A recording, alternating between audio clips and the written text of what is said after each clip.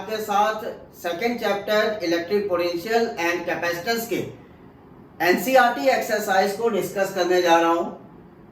और NCERT exercise का पहला क्वेश्चन जो है वो आपसे कहता है कि दो चार्जेस हैं Q1 Q2 and they are separated by the distance 16 centimetre. Find the point on the line joining of these charges where the net potential is zero. हमें वो पॉइंट, हमें वो डिस्टेंस चाहिए इन दोनों चार्जेस के लाइन ज्वाइनिंग पर जहां पर नेट पोटेंशियल बच्चों जीरो निकाला जाए। तो स्टूडेंट्स अगर डायग्राम से देखें तो डायग्राम के अकॉर्डिंग हमारे पास दो चार्जेस हैं Q1 एंड Q2। ओके, हमारे पास दो चार्जेस हैं Q1 और Q2 और इनिशियली ये सेपरेटेड है बाय द डिस्टेंस d। तो इस क्वेश्चन को करने के लिए हम लोग दो केसेस कंसीडर करेंगे स्टूडेंट्स। एक केस तो हम कंसीडर करेंगे कि हम पॉइंट को इस पूरी लाइन के कहीं बीच में मान देंगे, कहीं बिटवीन द दो चार्जेस हम पॉइंट को मानेंगे और पता करेंगे कि कहां पर नेट पोटेंशियल जीरो है। और दूसरे केस में इस लाइन ज्वाइनिंग के बाहर कहीं पर पॉइंट को मान के देखेंगे कि क्या वहां पर भी कहीं ऐसा कोई पॉइंट है जहां पर नेट पोटेंशियल जीरो हो। तो चलिए स्टार्ट करते हैं इस क्वेश्चन को करना। फर्स्ट केस लेते हैं, case 1। Let the point P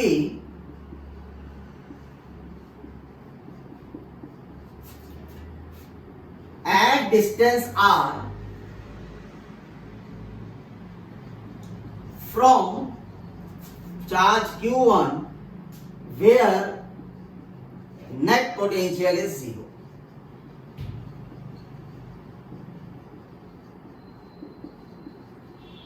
तो हम लोगों ने कोई एक पॉइंट P मान लिया है दोनों चार्जेस के लाइन ज्वाइनिंग पर और इसकी डिस्टेंस Q1 से R अज्यूम कर लिया है जहां पर हम ये कह रहे हैं कि यहाँ नेट पोटेंशियल बच्चों जीरो होगा।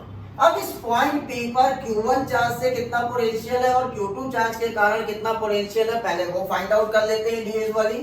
तो फाइंड आउट करते हैं potential at point P due to charge Q1।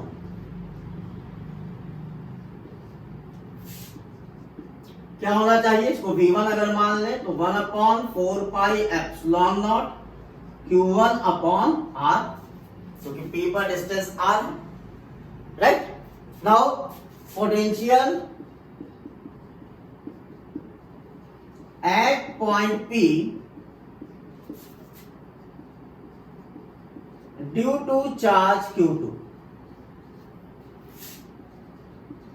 अब इसको पोटेंशियल अगर आप बच्चों V2 कहो तो आप इसका फॉर्मूला लिख सकते हो 1/4 pi epsilon naught Q2 upon ये डिस्टेंस कितनी है, अगर ये टोटल D है यहां तक R है तो ये डिस्टेंस हमारी बन गई D माइनस R, राइट। अब हमें P पॉइंट पे नेट पोटेंशियल जीरो करना होगा।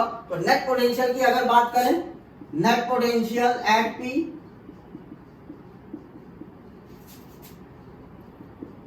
तो net potential V is equal to जब total potential V1 plus V2 और ये कितना कहा गया है, जीरो कहा गया है। वैल्यू पुट कर दीजिए V1 और V2 की, तो आप देख रहे हैं कि दोनों में 1/4 पाई एप्सिलॉन नॉट कॉमन है। Q1 की वैल्यू हमको गिवन है 5 × 10⁻⁻8 अपॉन R। Q2 की वैल्यू गिवन है -3, ये हो जाएगा -3 × 10⁻⁻8 upon 0.6 minus R which is equal to 0। तो हम लोगों ने यहाँ पर वैल्यूज को पुट कर दिया है। अब ये टर्म तो बच्चों जीरो हो जाएगा, इसको इक्वेट करते हैं। 5 × 10⁻⁻8 upon R is equal to 3 × 10⁻⁻8 upon 0.16 minus R। 10⁻⁻8 cancel out, cross multiply कर दीजिए स्टूडेंट्स। अब क्या वैल्यू मिलेगी आपको, 5 times 0.16 minus R is equal to 3R।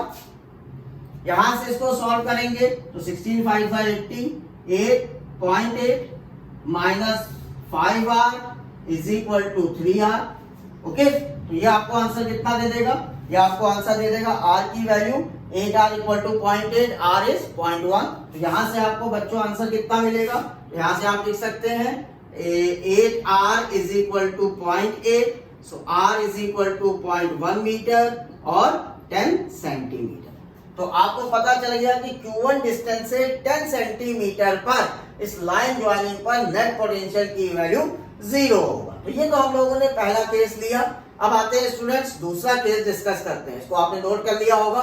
चलिए दूसरा केस डिस्कस करते हैं।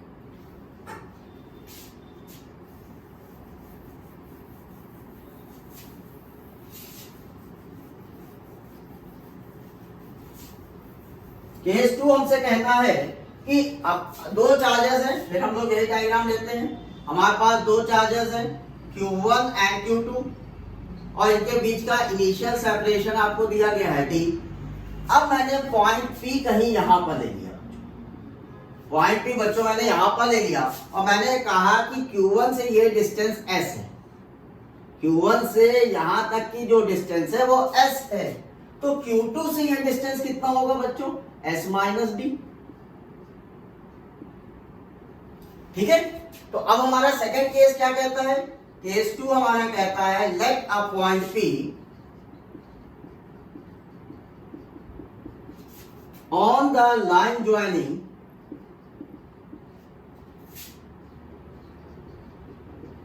of two charges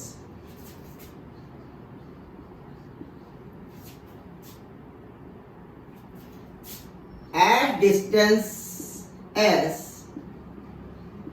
from Q1 where net potential is 0.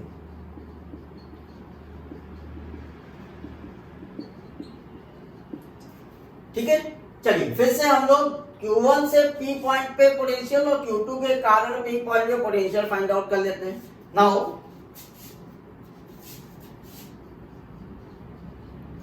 Potential at P due to Q1 कितना लिखोगे? V1 is equal to 1 upon 4 pi epsilon naught Q1 upon S। Okay, ये equation 1 दे दीजिए। अब पोटेंशियल निकाल लेते हैं Q2 के कारण P पर। Potential at P due to Q2, इसको हम लोग लिख लेंगे V2 1 upon 4 pi epsilon naught Q2 upon S minus D। Okay, इसको इक्वेशन नंबर 2 देते हैं स्टूडेंट्स। अब हमें नेट पोटेंशियल बोला गया है कि इस पॉइंट पर 0 है। नेट पोटेंशियल एट P कितना हो जाना चाहिए? V1 प्लस V2 और ये है कितना? 0 है। वैल्यू पुट कर दीजिए। तो आप देख रहे हैं दोनों में 1 upon 4 pi epsilon naught again common है, कॉमन रख लीजिए। 1 upon 4 pi epsilon naught common कर दिया मैंने। Q1 की value 5 into 10 to the power minus 8 upon S। Q2 की value minus 3 into 10 to the power minus 8 upon S minus 0.16 which is equal to 0। ठीक है बच्चों, अब इसको इक्वेट करते हैं। यहां मैं एक लाइन खींच दे रहा हूं, इससे सेपरेशन बना रहे हैं। इक्वेट करिए तो 5 into 10 to the power minus 8 upon S is equal to 3 into 10 to the power minus 8 upon S minus 0.16। 10 to the power minus 8 cancel out, cross करिए। 5S minus 0.8 is equal to 3S, right. तो this is 2S is equal to 0.8, 2S is equal to 0.8, तो S is equal to 0.4 metre और 40 centimetre. तो आप देख रहे हैं कि इस लाइन ज्वाइनिंग के 40 सेंटीमीटर पर भी पोटेंशियल 0 है। ओके स्टूडेंट्स, चलिए स्टूडेंट क्वेश्चन नंबर 2.2। इस क्वेश्चन में आपसे कह रहा है कि एक हेक्सागन है जिसकी साइड आपको दिया गया है 10 सेंटीमीटर और हेक्सागन के वर्टिसेस पर सेम चार्जेस हैं, that is 5 into 10 to the power minus 6 coulomb. तो आपसे क्वेश्चन कह रहा है कि एक हेक्सागन है जिसके साइड्स हमको 10 सेंटीमीटर दिया गया है और हर हेक्सागन के वर्टिसेस पर चार्ज सेम है और उस चार्ज की वैल्यू है 5 into 10 to the power minus 6 coulomb. आपसे कहा गया है कि हेक्सागन के सेंटर पर नेट पोटेंशियल कितना होगा ये बताइए। तो आप देख रहे हैं कि इस हेक्सागन के पास 6 पॉइंट्स हैं, 6 वर्टिसेस हैं और ये 6 वर्टिसेस जो हैं ये अलग अलग अगर इसको पोटेंशियल अप्लाई करें तो सब पर अगर चार्ज सेम है बच्चों, तो सब पर पोटेंशियल की वैल्यू भी सेम आएगी। तो एक चार्ज से अगर हम पोटेंशियल यहाँ सेंटर पर निकाल लें और उसको 6 से मल्टीप्लाई कर दें, तो टोटल 6 चार्जेस की वजह से इस सेंटर पर कितना नेट पोटेंशियल होगा ये हमें पता चल जाएगा। ठीक है, तो सबसे पहले distance of the vertex from the centre कितना होना चाहिए उसको देखिए। Distance of vertex from centre is 10 centimetre. ठीक है बच्चों, तो डिस्टेंस ये कितना होगा हमारे पास 10 सेंटीमीटर होगा। अब यहाँ पर 6 चार्जेस हैं, अब चार्ज की वैल्यू सेम है, अगर अलग अलग होती तो हमको अलग अलग निकालना पड़ता। तो अगर आप यहाँ पर नेट देखें तो नेट क्या होना चाहिए, 6 चार्ज है तो V1 plus V2 plus V3 plus V4 plus V5 plus V6, लेकिन सब पर फॉर्मूला तो सेम होगा। तो आप इसको अगर देखिए तो सबका फॉर्मूला सेम आएगा। तो अगर ये सारे फॉर्मूले सेम है तो इसको आप 6 भी लिखोगे, और 6 भी लिखोगे तो अब फॉर्मूला क्या हो गया, 6 into 1/4 pi epsilon naught Q by R. अगर मैं इस डिस्टेंस को आर कह देता हूं, ठीक। अब आप वैल्यू पुट कर दीजिए, 6 इंटू 9 इंटू 10⁻⁹, आर की वैल्यू गिवन है 5 इंटू 10⁻⁻6, और आर आपको गिवन है 10 सेंटीमीटर, 10 इंटू 10⁻⁻2। ठीक है बच्चों, अब इसको मल्टीप्लाई करिए तो ये हो गया आपके पास 6 5 30 and 30 9 270, 270 multiplied by 10⁻³ multiplied by 10⁻² upon 10। इसको आप कैंसिल आउट करिए तो ये वैल्यू आपको टोटल पोटेंशियल कितना मिल जाएगा, 27 इंटू 10⁵ वोल्ट, और you can write 2.7 into 10⁻⁶ volt. तो net potential at the centre of hexagon कितना हो गया, 2.7 into 10⁻⁶ volt. Please note down. Now students, question number 2.4। इस क्वेश्चन में आपसे कह रहा है कि एक स्फेरिकल कंडक्टर है जिसका रेडियस आपको दिया गया है 12 सेंटीमीटर। सो आर की वैल्यू 12 सेंटीमीटर है, और इस स्फेरिकल कंडक्टर पर चार्ज यूनिफॉर्मली डिस्ट्रीब्यूटेड है। इस स्फेरिकल कंडक्टर पर चार्ज यूनिफॉर्मली डिस्ट्रीब्यूटेड है। आपसे 3 पॉइंट पूछा है। पहला point, what is the value of electric field inside the conductor. तो अगर इस कंडक्टर को देखें तो इनसाइड ये हॉलो कंडक्टर है, तो हमने सीख रखा है कि अगर हॉलो कंडक्टर है तो इनसाइड इलेक्ट्रिक फील्ड कितना होगा, 0 होगा। तो पहला केस आप लिख सकते हैं, electric field inside the conductor is 0।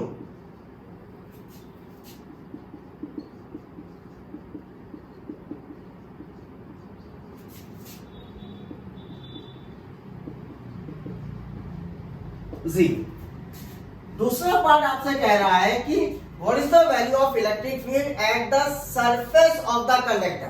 तो अगर मैं यहाँ पर कोई पॉइंट P मान लेता हूं तो ये P पॉइंट पे इलेक्ट्रिक फील्ड क्या होना चाहिए, electric field at the point P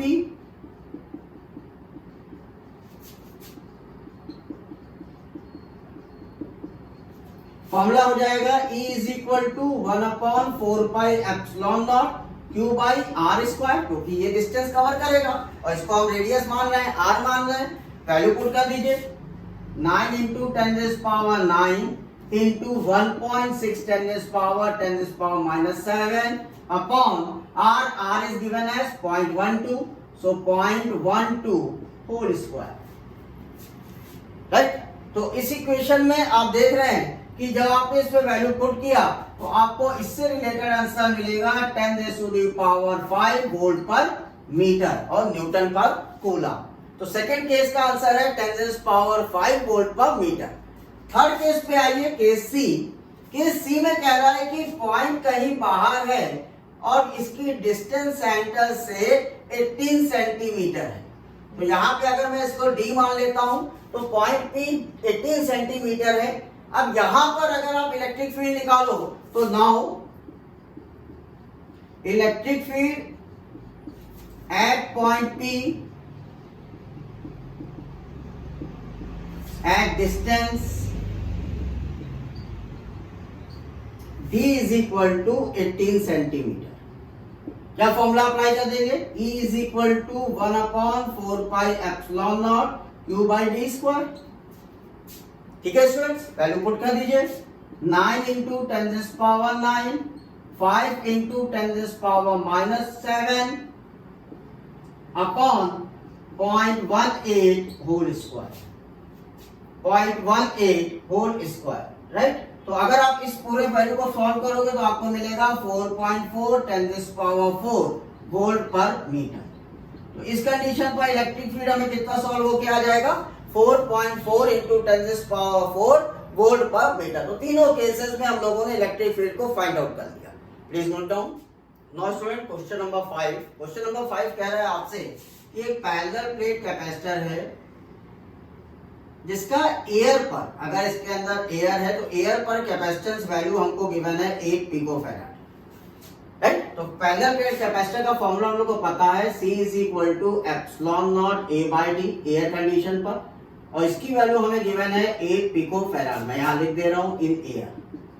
अब वो कह रहा है कि अगर इसकी डिस्टेंस को रिड्यूस करके हाफ कर दिया जाए, यानी डिस्टेंस कितना कर दिया, हाफ कर दिया, और इसके अंदर डाइलेक्ट्रिक फील्ड करा जिसका डाइलेक्ट्रिक कांस्टेंट 6 है, तो उस समय नया कैपेसिटेंस क्या होगा। Now when separation is d/2 and dielectric constant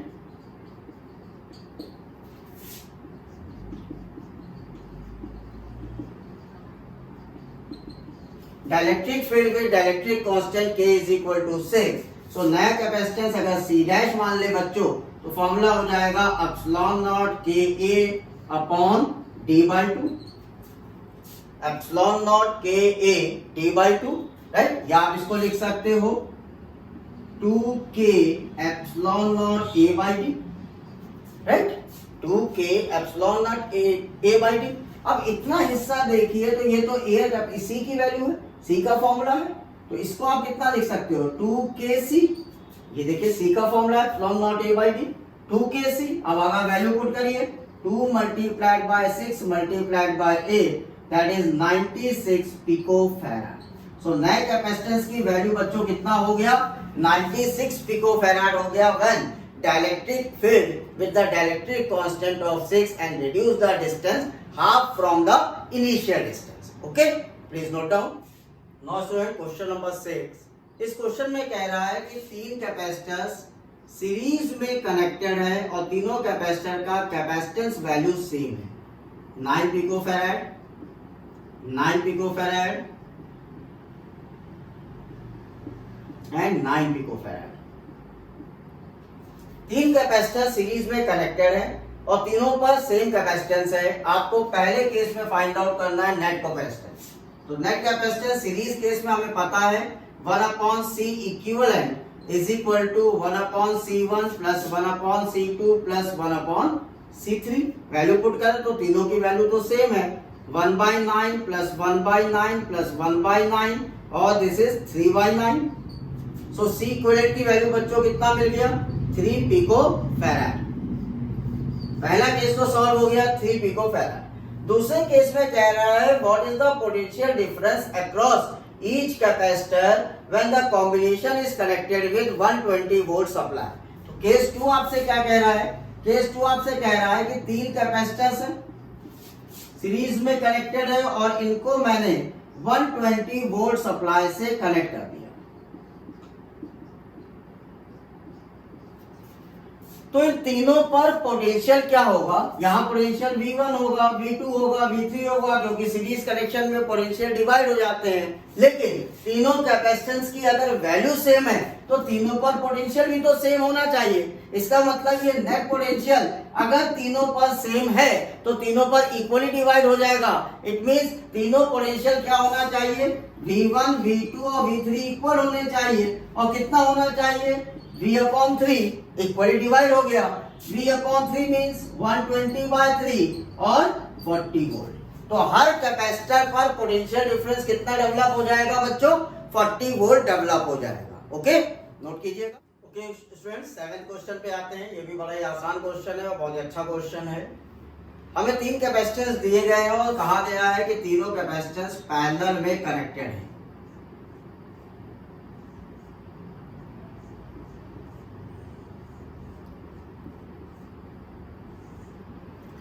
पहले कैपेसिटेंस का वैल्यू है 2 पिकोफैराड, दूसरे कैपेसिटेंस का वैल्यू है 3 पिकोफैराड और नेक्स्ट कैपेसिटेंस C3 का वैल्यू है 4 पिकोफैराड।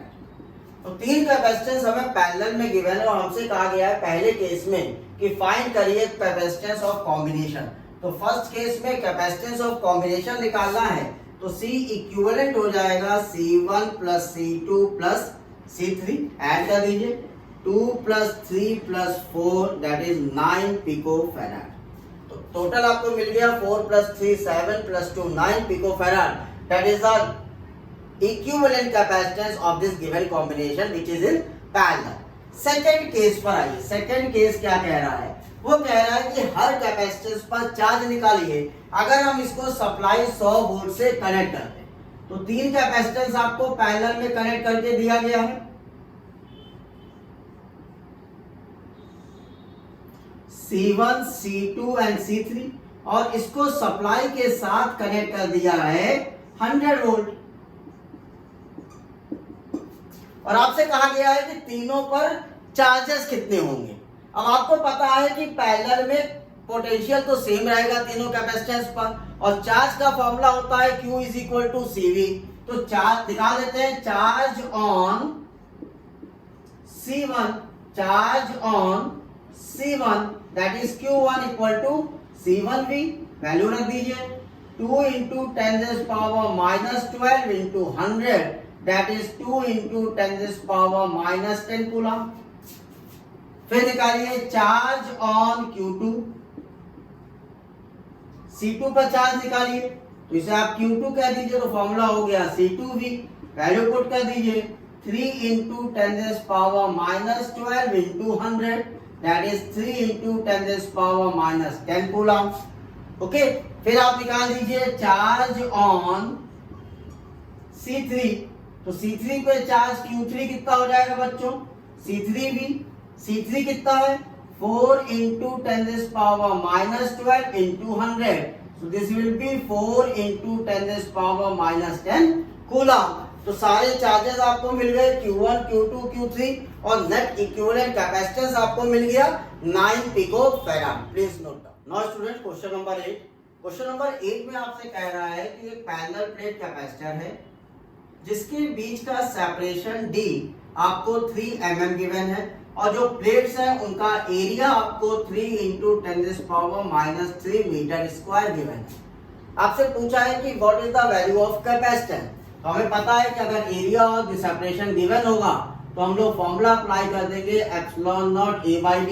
भाई यहाँ पर कोई डायरेक्टेड तो उसने इंट्रोड्यूस किया नहीं है, इसका मतलब इसके बीच में एयर है तो एयर के लिए K की वैल्यू 1 होती है। आपका फॉर्मूला हो गया epsilon naught A by D, value put करिए 8.854 into 10 power minus 12, epsilon naught की value 6 into 10 power minus 3, area का वैल्यू सेपरेशन 3 mm तो 3 इंटू 10 पावर माइनस 3। जब आप इसे कैलकुलेट करोगे तो आपको वैल्यू मिलेगा 17.71 इंटू 10 पावर माइनस 12 कुल, ठीक है, माइनस 12 फैराड और यू कैन से 17.71 पिकोफैराड। तो ये आपको कैपेसिटेंस मिल गया। अब वो कह रहा है कि इसी कैपेसिटेंस को मैं 100 वोल्ट की सप्लाई से जोड़ दूं तो इस पर आपका चार्ज कितना होगा प्लेट्स पर। तो अगर हमने एक कैपेसिटर इस connect with 100 volt supply, then charge will be Q is equal to CV. C is 17.71 into 10 power minus 12 and V is 100. That is 17.71 10 power minus 10 coulomb. So charge आ गया 17.71 10 power minus 10 coulomb. Okay, please note down. Okay student, question number 9। ये question number 9 जो है वो question number 8 से ही related है। Question में change क्या कहा, उसने कहा कि हम उस कैपेसिटर में डाइलेक्ट्रिक को इंट्रोड्यूस कर दे रहे हैं जिसका डाइलेक्ट्रिक कांस्टेंट 6 है। और दो केस उसने कहा कि अगर सप्लाई कनेक्टेड है तब क्या चेंजेस आएंगे और सप्लाई अगर डिसकनेक्टेड है तो क्या चेंज आएगा।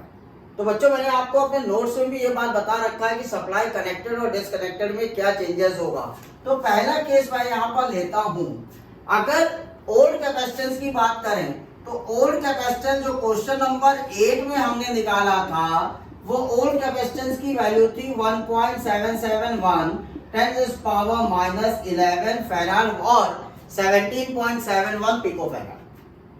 नया कैपेसिटेंस जब आप डाइलेक्ट्रिक इंट्रोड्यूस कर दोगे तो न्यू कैपेसिटेंस हो जाएगा व्हेन डाइलेक्ट्रिक इंट्रोड्यूस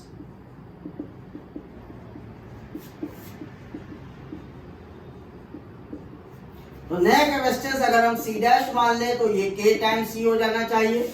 इस मीन 6 मल्टीप्लाइड बाय 1.771 10⁻⁻11 और 106 पिकोफैराड। तो नया कैपेसिटेंस 106 पिकोफैराड आपको मिल गया।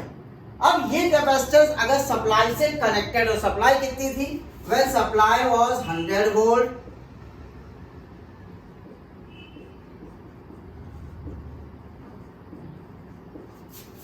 as in question 8।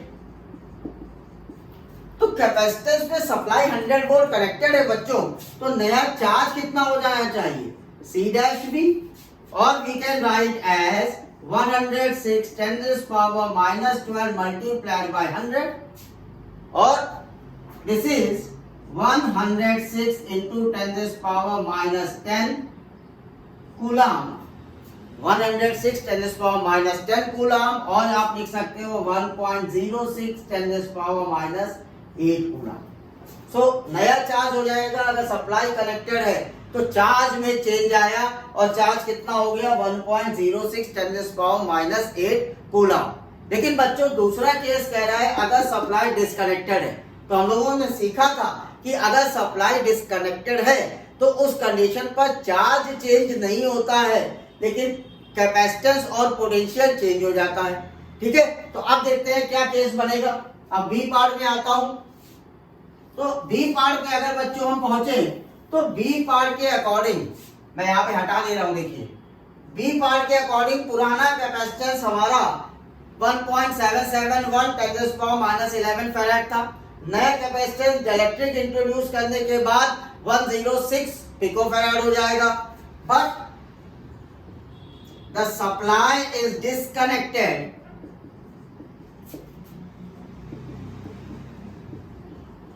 so charge will not change।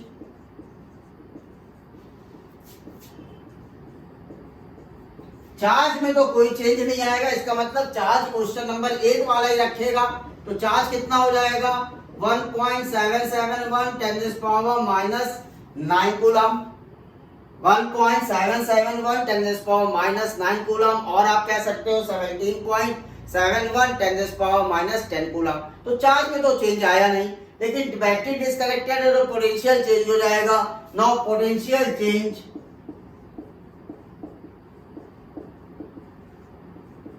अब नया पोटेंशियल देखे कितना होगा, तो V डैश अगर निकाले तो Q अपॉन C डैश हम लिख सकते हैं। तो Q की वैल्यू तो है आपके पास 1.771 10⁻⁻9 और C डैश आपने निकाला है 106 10⁻⁻12। राइट, तो आपने चार्ज तो अनचेंज किया लेकिन कैपेसिटेंस चेंज था। तो यहाँ पर आपने जब वैल्यू रखा तो ये आपको कितना आंसर मिलना चाहिए, दैट इज 16.7 वोल्ट, 16.7 वोल्ट। तो नया पोटेंशियल तो चेंज हो गया। नया पोटेंशियल कितना आ गया बच्चों, अगर बैटरी डिस्कनेक्टेड है तो नया पोटेंशियल में चेंज आया 16.7 वोल्ट। तो बहुत ही अच्छा क्वेश्चन है ये। क्वेश्चन आपका बैटरी डिस्कनेक्टेड और कनेक्टेड केस पर निर्भर है, डिपेंड कर रहा है। प्लीज नोट करिए। Okay, now student question number 10। Question number 10 कह रहा है कि capacitor of capacitance 12 picofarad connected with the battery of 50 volt, how much electrostatic energy stored in the capacitor. कितना इलेक्ट्रोस्टैटिक एनर्जी स्टोर्ड होगा कैपेसिटर में अगर capacitor का कैपेसिटेंस 12 पिकोफैराड दिया है और बैटरी 50 वोल्ट का कनेक्टेड है। बहुत ही इजी क्वेश्चन है। Electrostatic energy store in capacitor, हमें ये फाइंड आउट करना है। और इसको फाइंड आउट करने के लिए हमारे पास तीन फॉर्मूले हैं, half Q square by C, half C V square और half Q by V, half Q we.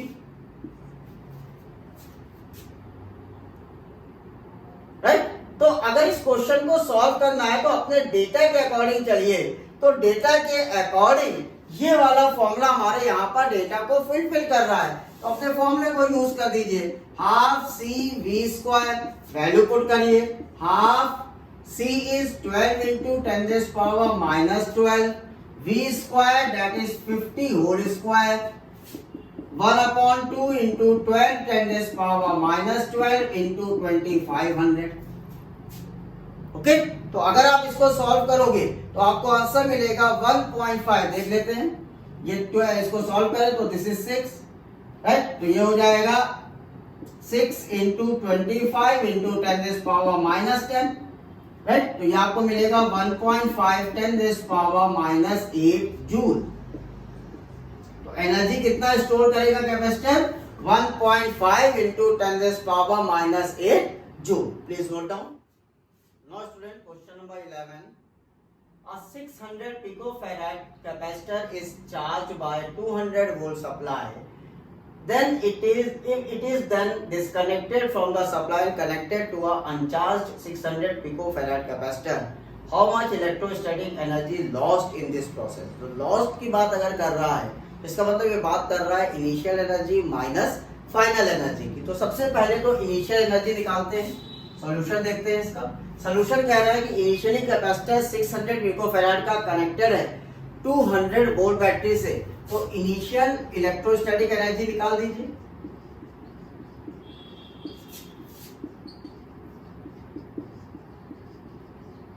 इसको अगर मैं ई आई लिख देता हूं तो formula half C V square, value put करें तो half 600 into 10⁻⁻12 multiplied by 200 V square, 200 square, तो ये हमको मिलेगा 1.2 10⁻⁻5।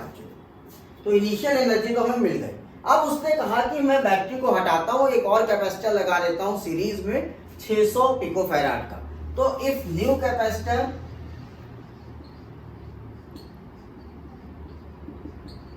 Of capacitance 600 picofarad is connected after disconnecting the battery.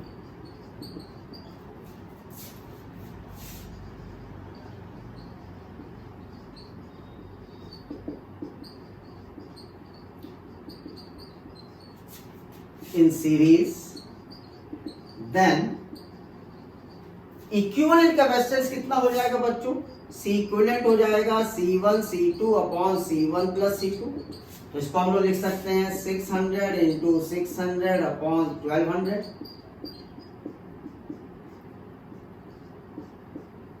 Answer is 300 picofarad.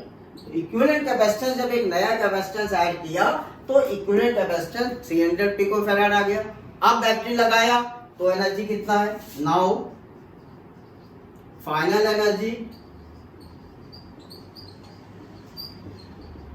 EF half C V square, C equivalent V square, ठीक है। तो इसको हम लोग लिख सकते हैं हाफ इंटू 300 10⁻⁻12 पिकोफैराड था इंटू 200 वी स्क्वायर, तो ये आपको मिलेगा 0.6 इंटू 10⁻⁻5 जूल, क्योंकि भैया आधा हो गया होगा। 600 था तो 1.2 आया, 300 है तो 0.6 आएगा। हमें निकालना है लॉस्ट इन एनर्जी। चलिए, लॉस मतलब initial minus final. Now lost in energy,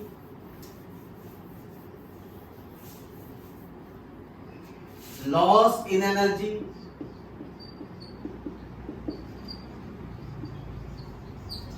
that is E initial minus E final, 1.2 10 this power minus 5, 0.6 10 this power minus 5, 0.6 10 this power minus 5, or you can write 6 into 10 this power minus 6 joule.